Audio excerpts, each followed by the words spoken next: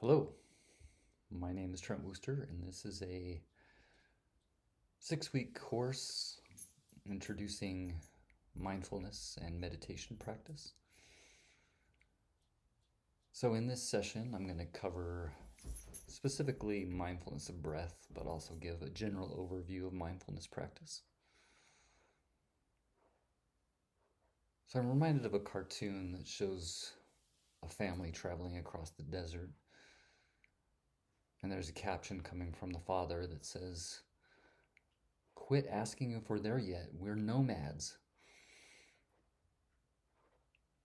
So in our lives, many of us are trying to get somewhere else and find that thing, that experience, that moment that will bring us ease or satisfaction. But what this often leads to is actually a cycle of dissatisfaction. So we're going to explore mindfulness practice as a practice of returning here to the present moment, which can be an antidote, to always seeking happiness and peace outside of ourselves. So I'll give a little bit of an overview of the class, and then I'll just give a short talk that talks about mindfulness, gives an overview of the concept, and then talk specifically about mindfulness of the breath. I'll then give some instructions and a guided practice for mindfulness of the breath, and then just give you some basic practice instructions. Although this class really is for beginners, I'm hoping that it will add to your practice if you're a more experienced practitioner. Please feel free to email me with questions at trentwooster at gmail.com. So it's good just to start with some deeper breaths as we settle in. I would just breathe through your nose, just to a count of 6 or 7, and then the same count on the way out.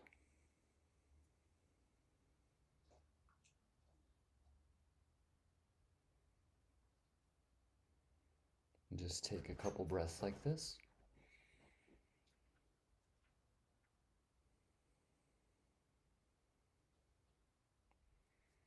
And this even breathing has a way of settling our nervous system.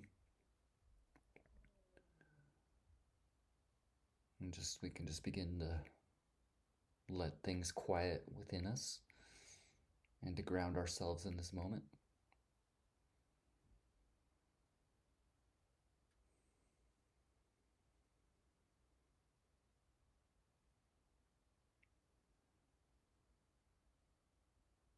And just after some of this deeper breathing, just return to a natural breath. Just let the breath breathe itself.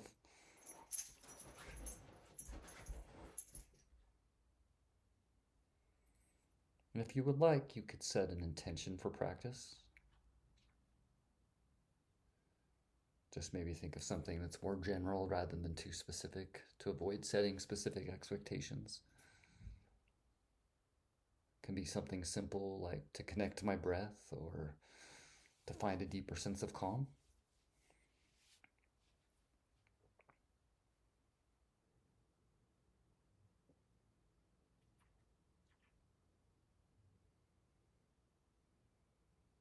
And as we start, I would just like to honor the backgrounds of anyone watching. We all have diversity of practices we use for wellness, a diversity of life experiences, diversity of backgrounds, whether that be race, gender, socioeconomic, sexual orientation, neurodiversity, really anything that makes you unique. So just see this as a safe space for all perspectives and levels of experience. As for me personally, I'm a longtime high school teacher and also a longtime mindfulness practitioner. And during COVID, I started just noticing those around me struggling and fellow teachers struggling with mental health, and decided to become a mindfulness teacher as well. So I got an online certification and started teaching classes online to teachers because that's the only way we could meet. And then that evolved into teaching some in-services at school after the pandemic, and also spending a year as a wellness coach for my staff. And then about a year ago, I decided I wanted to go deeper into this training and deepen my teaching abilities as a mindfulness instructor. So I joined the Mindfulness Meditation Teacher Certification Program, which is run by some rather well-known meditation teachers named Tara Brach and Jack Kornfield. So I'm a little over halfway through the program, and this is part of me gaining experience as a teacher.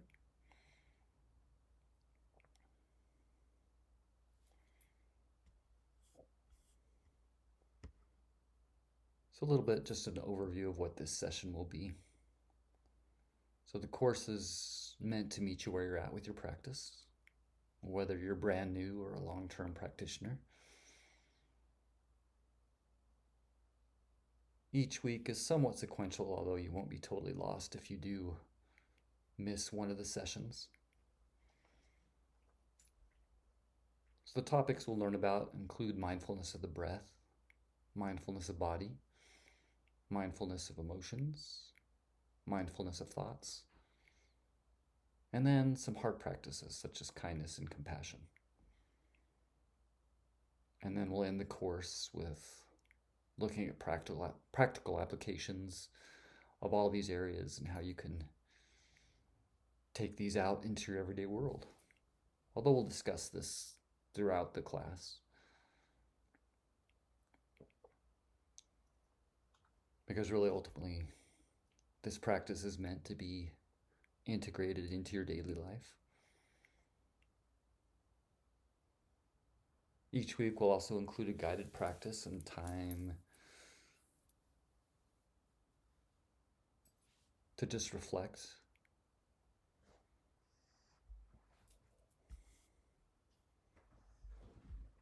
So we'll start with a look at what is mindfulness.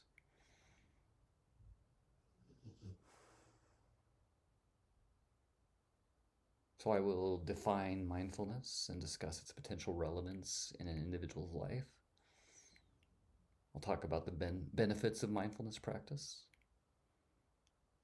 We'll discuss some common misconceptions of practice, and then give you some supporting ideas for your practice.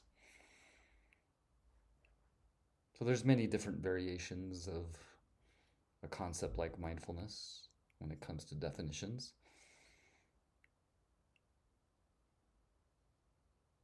Some I think that capture it the best are one by professor and mindfulness teacher Jon Kabat-Zinn. He says mindfulness is awareness that arises through paying attention, on purpose, in the present moment, non-judgmentally, in the service of self-understanding and wisdom. Tara Brach says mindfulness is natural presence, and that presence is not some exotic state that we need to search for or manufacture. In the simplest terms, it is the felt sense of wakefulness, openness, and tenderness that arises when we are fully here and now with our own experience.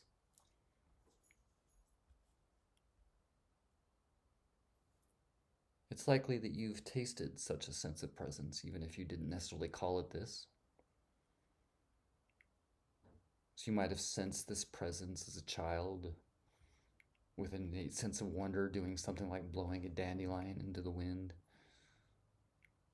Or maybe while walking alone in the woods or being out in nature. If you've been at a birth or have witnessed someone dying, you may have also sensed this.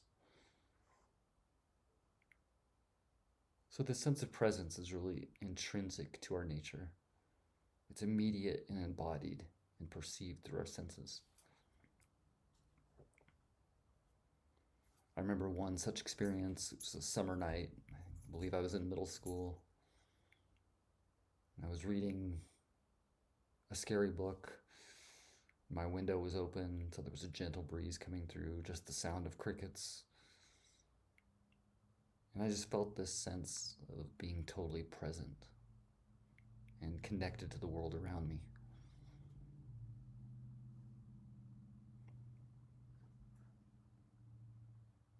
Just as if I was fully there in the moment. So I think most of us have had such moments that give us a sense that there's something deeper that we're connected to.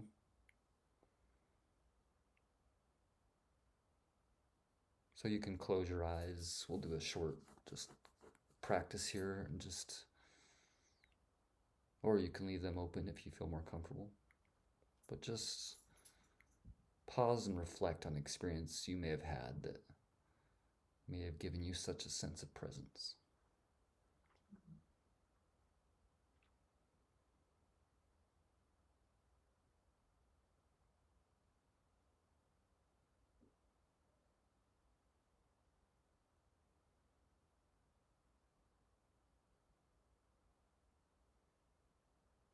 Sometimes we call these the moments that take your breath away. But I think these may actually be the moments that deepen our breath and bring us a sense of peace. So you can come back to this moment and open your eyes if they were closed. So mindfulness is a practice that can help us cultivate a deeper sense of presence and live in these types of moments on a more consistent and steady basis.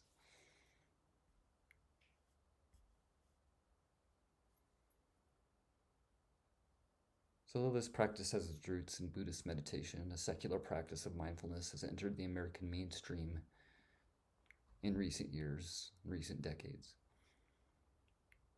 Jon Kabat-Zinn, who I mentioned earlier, and his mindfulness-based stress reduction program was launched at the University of Massachusetts Medical School in 1979. And since that time, thousands of studies have documented the physical and mental health benefits of mindfulness.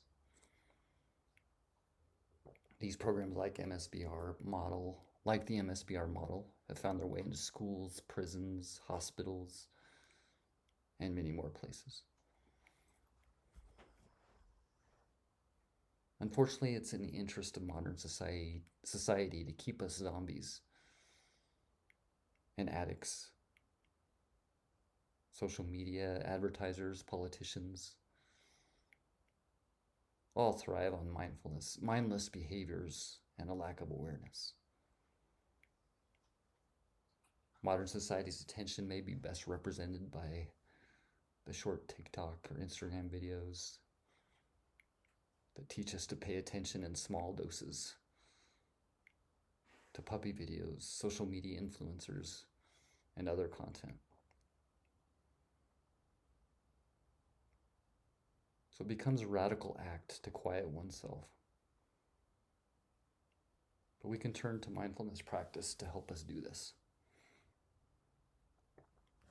In this practice, we start with beginner's mind and try to see the world from a new and fresh perspective.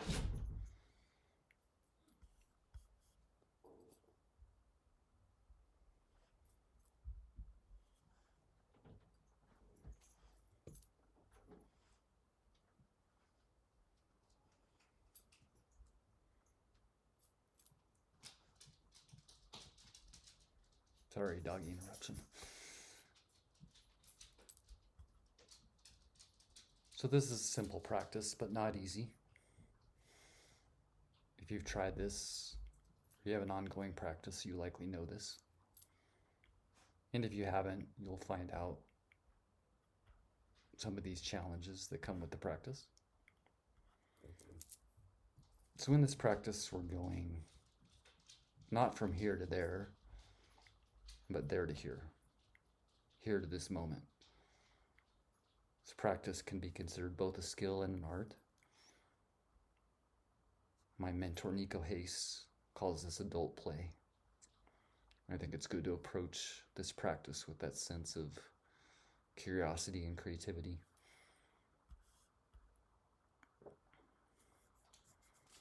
So some of the benefits of mindfulness practice include learning to be here in the present moment more often, which can lead to a better understanding of this human experience and seeing things more as they are. And wisdom can naturally start to arise. You could find a place of peace right inside of you, which tends to lead us to respond with appropriate and thoughtful actions rather than reacting from immediate emotions and thoughts. We can start to see things more directly with non-judging awareness. When we settle our mind, we start to see how often it is judging and scheming. Becoming aware of these patterns can help us explore more healthy ways of thinking and being. Meditation teacher Henry Schuckman puts it this way: experiencing mindful presence is an important first step. There's a little calm zone in the center of ourselves, a tiny pocket not commonly accessed but always available. Mindfulness is a tool that can bring us home to this calm place of innate presence. Presence is an internal zone that we already have. When we come into this space of presence, there's nothing to be fixed or solved. We just be. And I know there's also wisdom in the room, and I know that some of you have a practice. So I'd just like you to consider, what benefits do you find from mindfulness practice, if you have your own practice?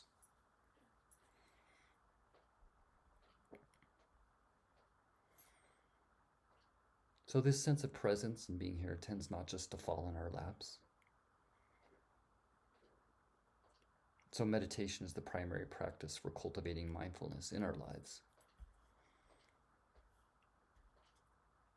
So some common misconceptions which lead to challenges with meditation. I would say the most common is that we're trying to stop our thinking.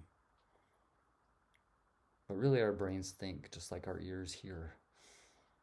And the practice is more about learning to be aware of our thoughts and to work with these more effectively.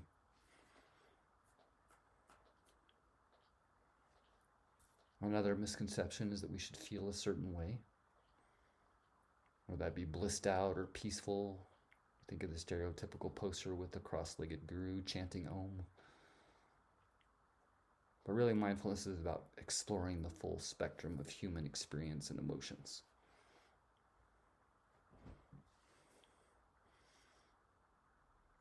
Another misconception is that there should be instant success.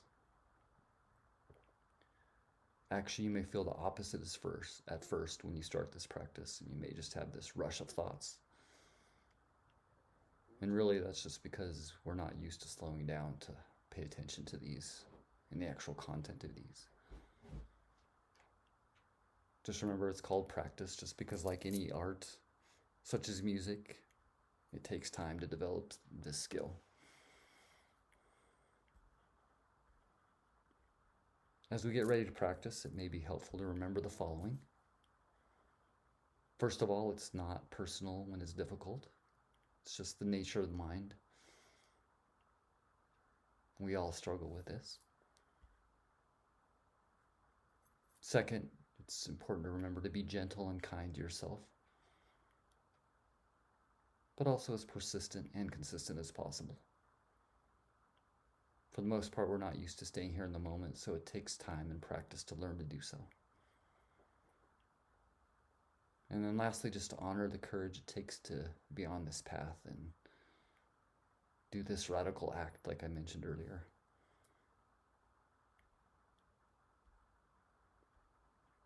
So we're going to do a basic 15-ish minute mindfulness of breath meditation.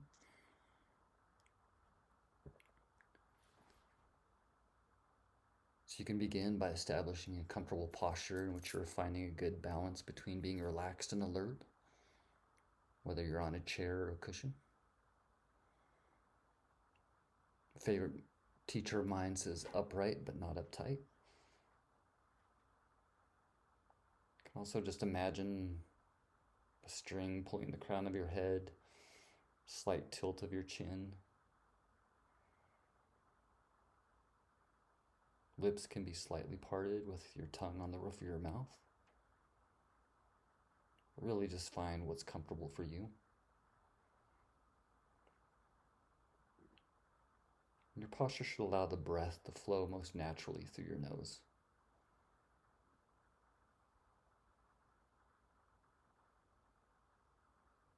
So you can close your eyes if you're comfortable, or alternately have them slightly open with a downward gaze.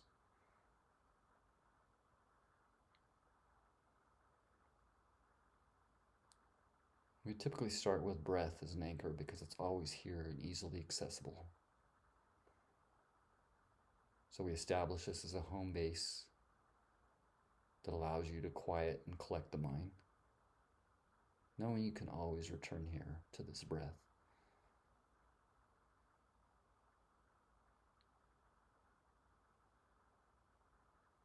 And just bring your attention to the body and the fact that it's breathing,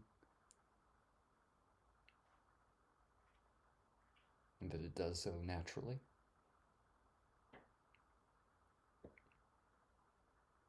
If there's any obvious tightness or tension in the body that you can easily release, go ahead and do so.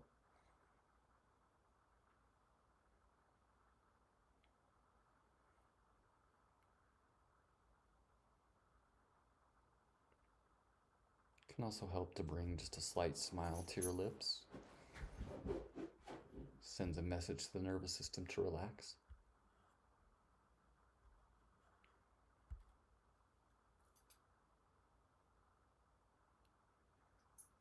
And just notice the breath and just begin noticing where it's easiest to feel the breath.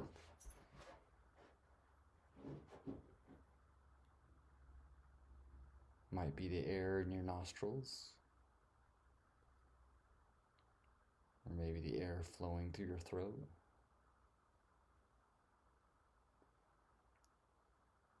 Maybe the rising and falling of your chest or of your belly.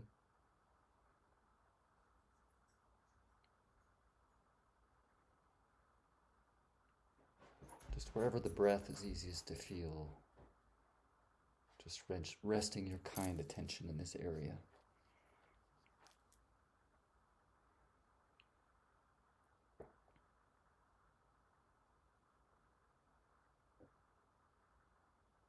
If the breath is subtle or hard to feel, you could place your hand on your belly and feel the rise and fall of your breath in the belly.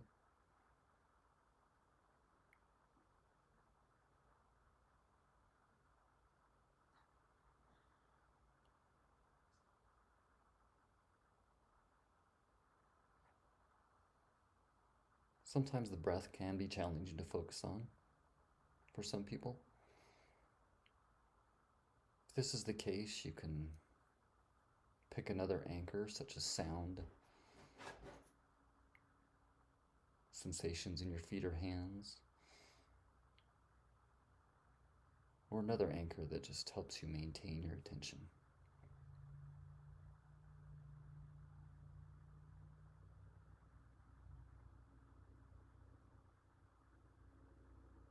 So once you've chosen a place to sense the breath, settle in and continue to let the body breathe itself and rest your awareness on this place.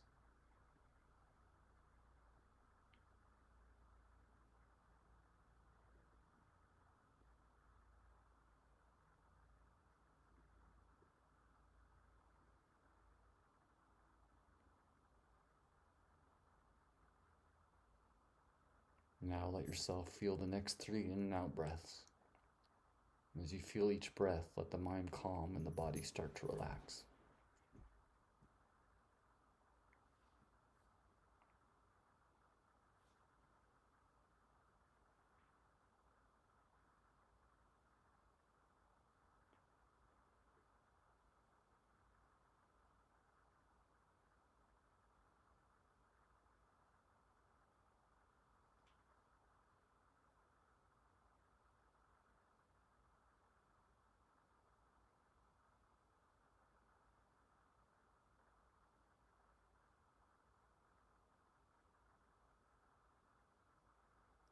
Once we start to quiet and be with our thoughts, this can sometimes be triggering or feel like it's too much.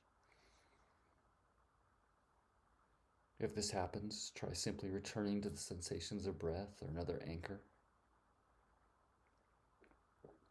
If this doesn't work, maybe think of something such as an image that brings you comfort and safety, and rest with this until you feel comfortable returning to the breath.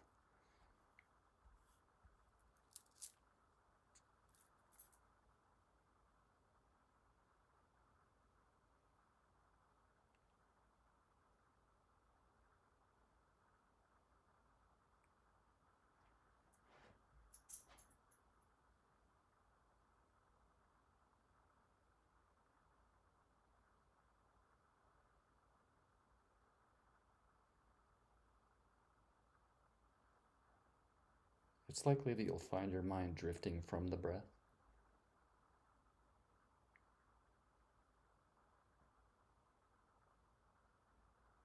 When you notice, just try to avoid getting frustrated or think that you're doing it wrong.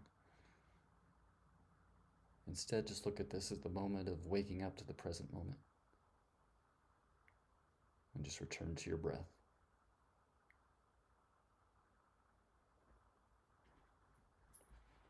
This is returning over and over is the very thing that is training our mindful attention and steadying the mind.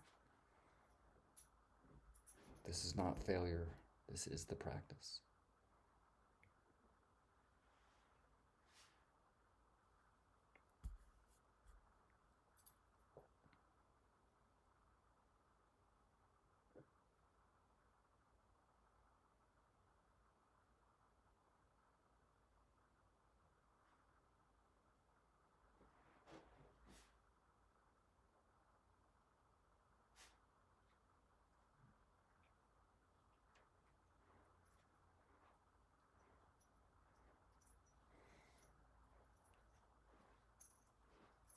If it feels like you need some support in staying with the breath, there are some simple strategies you can try.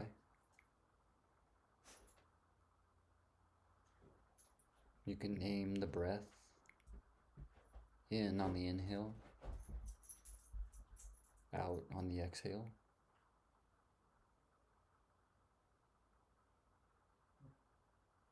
Try to think of the ratio as 5% naming and 95% sensing the breath.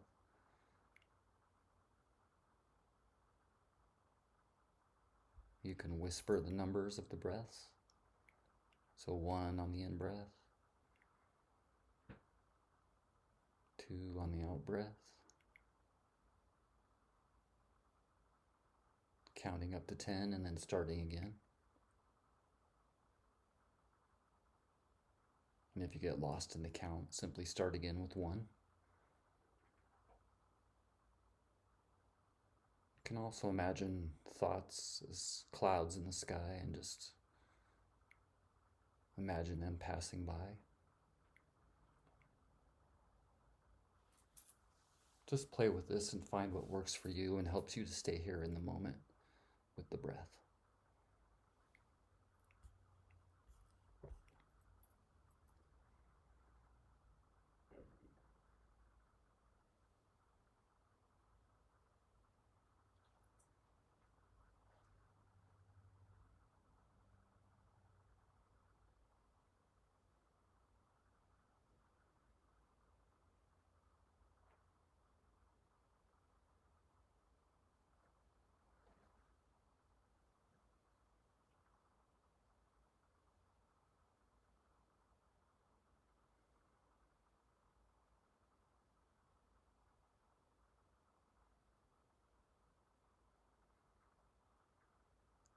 Just continuing with this relaxed and calming attention on the breath. Each time the attention wanders, just noting, thinking, and gently returning to your focus on the breath.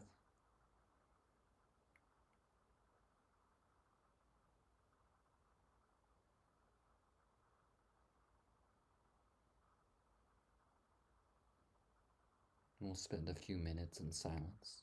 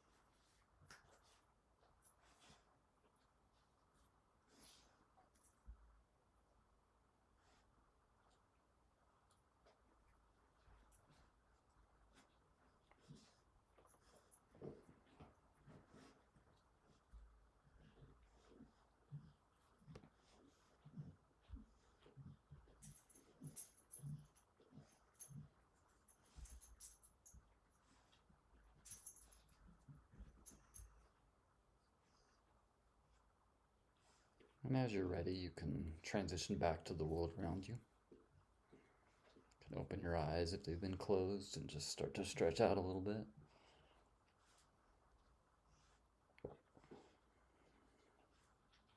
And just return here to the present moment with your breath.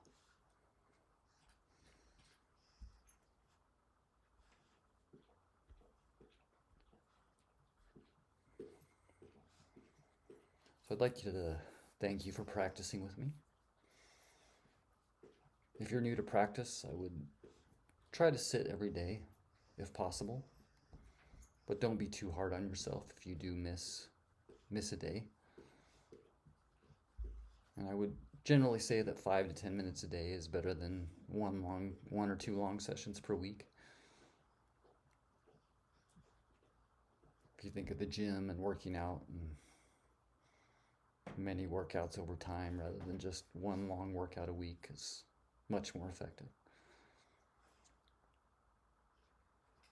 If you're a more experienced practitioner, I'm sure you already have a schedule, but I would encourage daily practice if you don't have a daily practice. I think it's just important to remember that the mind may feel out of control, especially if you're just getting started, or may often feel out of control, may have that sense of monkey mind. But just be patient and just continue to come back to the breath as an anchor, or come back to another anchor you've chosen. You'll leave the breath thousands of times, but just keep coming back.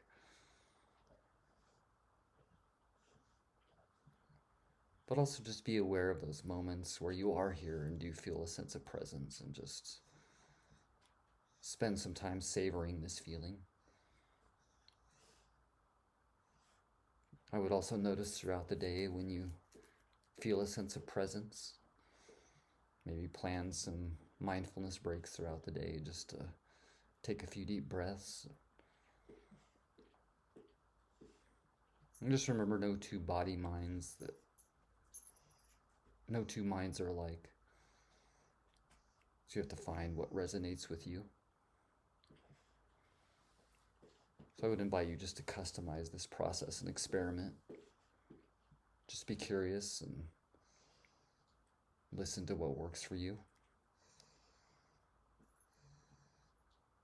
Another thing you can try is just to each day learn something new about the breath, just with that sense of interest and curiosity. So I'd like to just close with this poem about the power of being in the present moment. It's called Mindful by Mary Oliver.